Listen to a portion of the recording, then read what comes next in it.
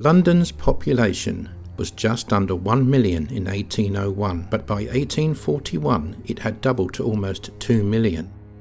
By 1840, London had a daily death rate of 125 people, representing more than 45,000 people a year. England's capital city was bursting at the seams, both with the living and the dead. Public health became a major issue, and outbreaks of cholera and typhoid began to occur with frightening regularity. London's first major cholera epidemic struck in 1831, and a miasma, or poisonous vapours from decomposing bodies, was believed at the time to be a contributing factor. Church graveyards were overflowing and bodies were buried in graves less than a metre or 3 foot deep. Within a few months, graves would be used again. The smell from these hasty and unregulated burials must have been terrible and a major deterrent to anyone wishing to pay their respects to the dead. Spaces to bury the dead were getting few and far between due to the Industrial Revolution causing mass immigration into London. New cemeteries had to be built.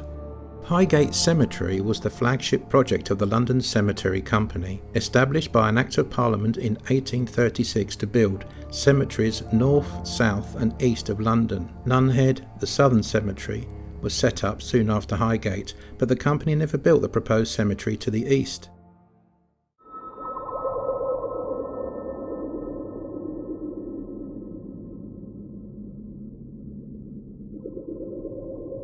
In Ireland or the UK during the 18th and 19th centuries, there was a good chance your corpse could rake in some serious dough, being sold to surgeons and medical students for dissection. With a number of executions in London averaging around 50 a year and a lack of refrigeration making preservation of specimens rather difficult, the demand far exceeded supply.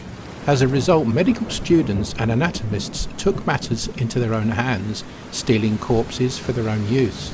This meant that some of the earliest 18th century grave robbers, or more specifically body snatchers, in London actually belonged to the gentleman class. In 1828, the problem of acquiring bodies for medical research was investigated by a select committee of the House of Commons, but an initial attempt at legislation failed. The Royal College, formerly Company of Surgeons in London, were anxious not to give up or change any of its privileges. In addition, some MPs were dismayed by a proposal to make the corpses of the poor and destitute available for anatomical study.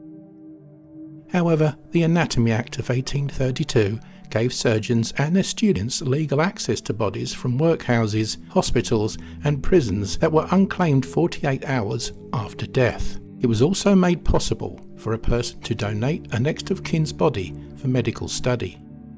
So grave robbing didn't need to exist anymore because the Anatomies Act had been passed by the time the cemetery opened, but the residual fear was still around, and so they made sure that people who were going to buy a grave here were convinced that it was absolutely safe. Amazingly, because bodies don't belong to anybody, it wasn't that big a deal to steal a body. It was much worse. You were in deep trouble if you stole clothing or jewellery from the grave. So, as soon as possible after the burial, and usually out of London, out of the city, the resurrection men would come in the night, take the head end of the coffin off, pull the body out, fold it over so it didn't look like they were carrying a body, probably take hair and teeth separately, and sell it to their medical students or an agent who was doing that for, they were working for about the equivalent of about £600 and made a very good living from it. Apart from the soldiers, the walls and everything, something like this with a ledger stone on the top, this is a ledger stone,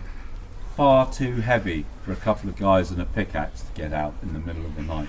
You were safe in here.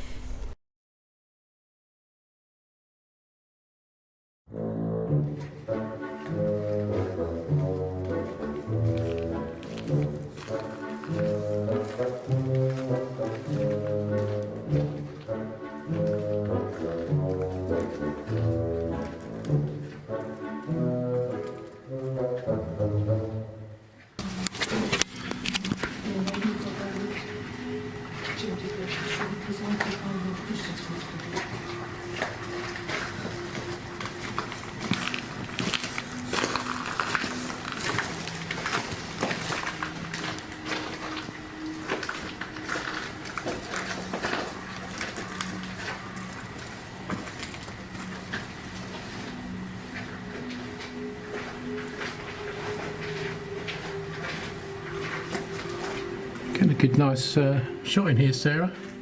Come and have a look.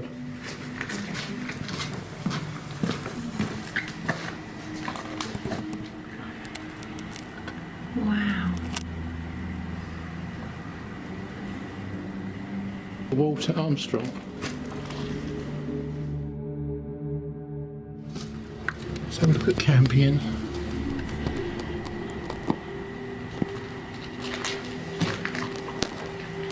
Yeah, but there's a coffin right at the end there.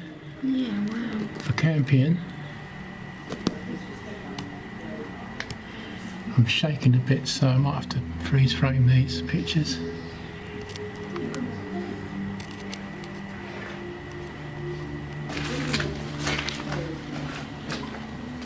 Yes.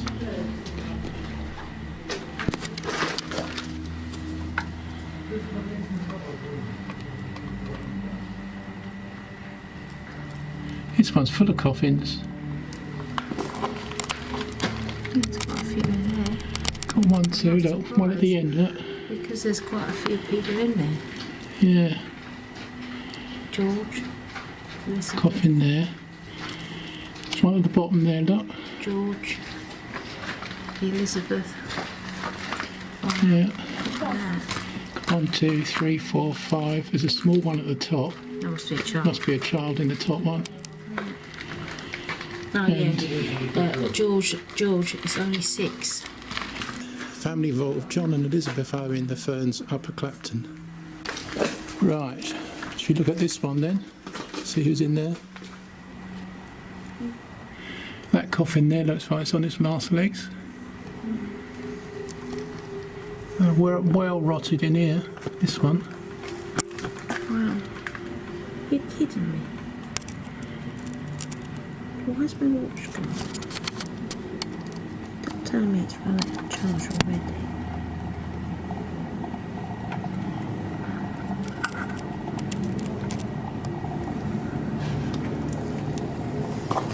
Could be spiritual, that's why your batteries run out of charge. Just looking at this rotted coffin here.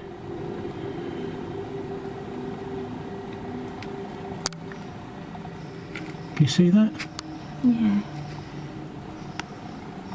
Wow. That's amazing.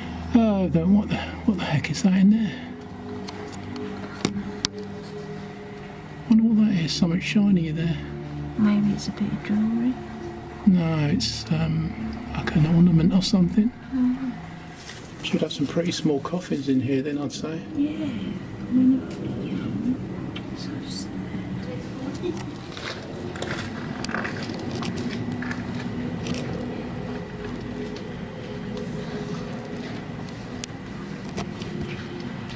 Oh, I've got too many coffins in there. No, Not small ones, I don't think. I can't see any. Some at the bottom, or something's at the bottom. Yeah. There is something in there though. I mean, when you think of the dates on it, it's been in there for a long while. Yeah, there's a small casket in here. It's got ashes on, and it looks like a very well decorated coffin in there. So the coffins were made out of lead and then they put wood on the outside. Yeah.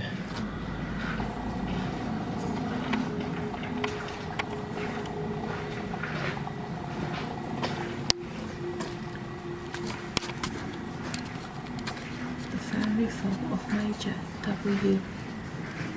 Cabinet. Sarah, you have a problem with, what is it, My Apple Watch is run out of charge. and it's never done that before? No, it goes to 7 o'clock at night normally. Oh. So it's not all the walking we've done or wear the battery out, it's just plain fact is it's run out since we've been at this cemetery. Yeah, unless it wasn't fully charged. But it's been on all the time I've been off for these days, so it should be fully charged.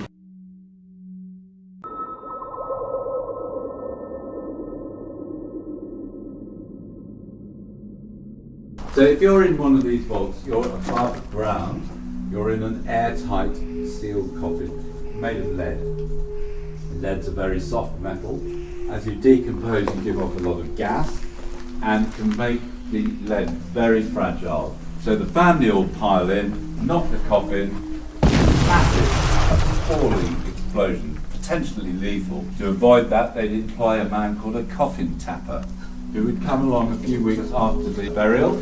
He'd put a clay pipe at the end of the coffin, burn the gas off, seal it up, and it'd be more safe for the family to come and visit. Now, if you're in a sealed up coffin and it's not open, you will decompose, but you stay looking the same as you did when you were buried. I had an archaeologist on an early tour, and we were standing here and I was talking about that. He said, I opened up a man who had been brought back from the Crusades in the 14th century up at St. Bees in Cumbria. It's called the St. Bees Land. We opened his sealed, he was sealed in tar, wrapped up, and we saw him lying there in his armour with a big bruise on his chest. He looked exactly like he did when he was buried. But 30 minutes after we'd opened him up, all the flesh on his face had disintegrated.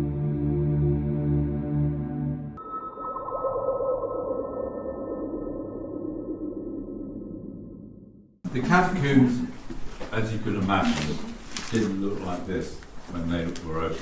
They were plastered and whitewashed with flaming torches down the length, and you'd have been brought in by a uniformed steward to visit your relative, so things have slipped rather. It's a kind of midway between having your own family vault and a grave, because you can come and visit your relative, but it's not as expensive as a vault, more expensive than a grave. You would be put into these niches, feet first. You'd be in a cheap wooden coffin to start with, then the lead you can see there surrounding the coffin, and then on the outside of that a more expensive wood like mahogany or oak decorated with brass. Took 10 men to lift the coffin onto the top shelf, and you could choose either a plaque or have a window so you could see the coffin. Now, the coffin on the top shelf, the man buried in there died in 1847. He was a surgeon called Robert Liston. He had the reputation for being able to amputate faster than any other surgeon. He was a bit of a show-off. He would walk into the operating theatre, crowds of people round him, and he would say, "Gentlemen, time me." Took him about 30 seconds to take a leg off. He was the man you wanted before anaesthetic came along. For the most part, his speed helped patients survive.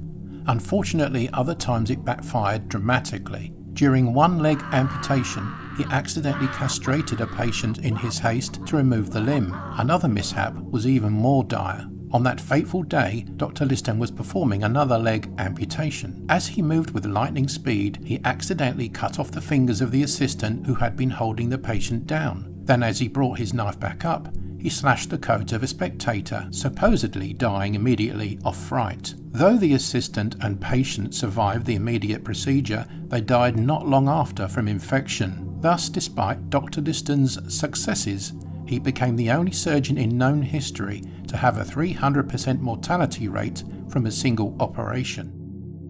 Even though Dr. Liston's failures were uniquely memorable, he still saved far more lives than he cost. He eventually became the first surgeon to use anaesthesia during surgery and invented medical tools like the Liston knife that are still in use today. There's a chance that the story of his deadly surgery may just be an urban legend. No first-hand accounts exists for this event, and it may be more exaggeration than truth. Sadly, as with the case of many stories from history, we may never know exactly what happened that day.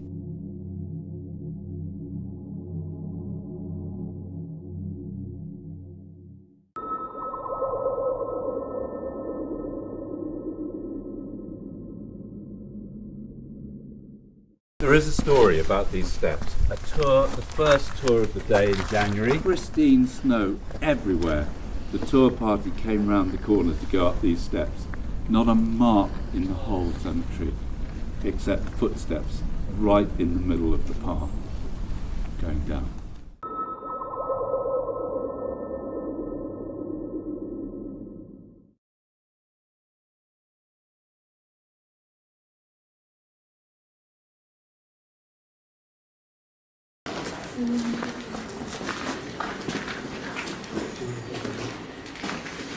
Highgate Cemetery is steeped in history and very much worth a visit. We recommend that when you do visit, use a guide from their friends of Highgate Cemetery Trust to start you on your journey and get the feel of this incredible place. We have only scratched the surface of the cemetery history, and a wealth of information, natural and supernatural, awaits. So thanks for watching, and please subscribe.